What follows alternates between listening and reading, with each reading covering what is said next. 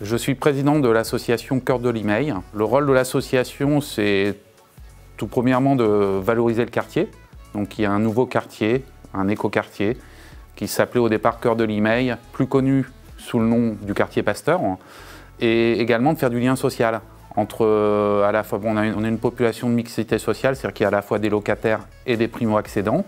Et notre but, c'est que tous ces gens, ces 700 habitants du quartier, se connaissent mieux, s'apprécient, et de créer des animations, on va dire, socio-culturelles pour des rencontres le temps d'un week-end ou d'une journée. Je suis le responsable trésorier d'une association qu'on a créée, une association d'habitants qui s'appelle Socialidaire, qui est située rue de Nice, dans le quartier de la Zac-Toulon. C'est une association qui est créée au départ pour créer du lien social, de l'action culturelle, de l'action de loisirs aussi, des sorties, des événements. Et puis elle a tourné vite sur le lien social, la solidarité et l'intergénérationnel. Ce qui est grosso modo une nécessité quand on habite un quartier un petit peu en retrait, et puis avec un quartier où il y a beaucoup d'enfants qui ont besoin d'éducation populaire, qui ont besoin de grandir, d'espace pour grandir. Dès 2017, on a voulu faire des choses pour animer notre quartier. On a sollicité plusieurs partenaires potentiels, dont Logial. Et Logial a répondu présent immédiatement pour nous accompagner. Logial nous aidait au travers de nos actions quand on était sans lieu de vie. Et aujourd'hui, depuis 2013, c'est grâce à Logial que le jardin existe, puisque c'est sur son patrimoine foncier qu'a été construit le projet. C'est grâce à ces aides matérielles que ça a pu se concrétiser par une cabane, par des points d'eau, enfin par des équipements à minima. Elle est importante dans la mesure où nous, notre politique chez Cœur de Limeil, c'est que les animations que l'on crée soient gratuites.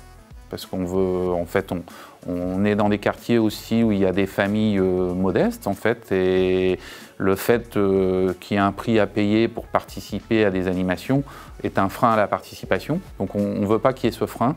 Et Logial, en nous aidant financièrement, nous permet d'offrir en fait aux habitants du quartier ces animations.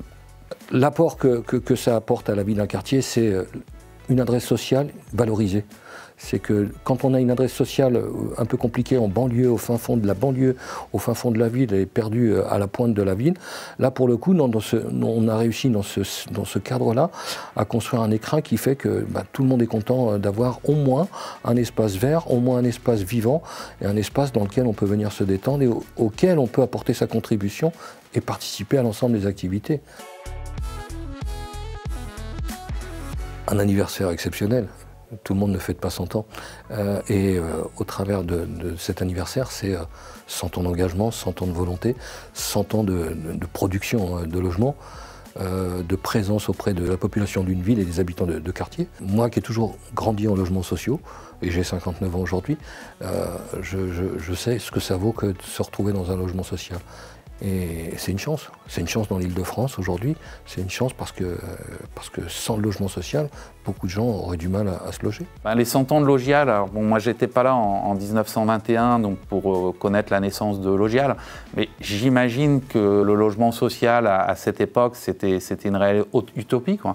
Et aujourd'hui, un siècle plus tard, Logial gère des milliers de logements, que ce soit sur Alfortville ou sur Limeil-Brévannes, quoi. Et donc, en cela, c'est déjà une belle réussite, quoi.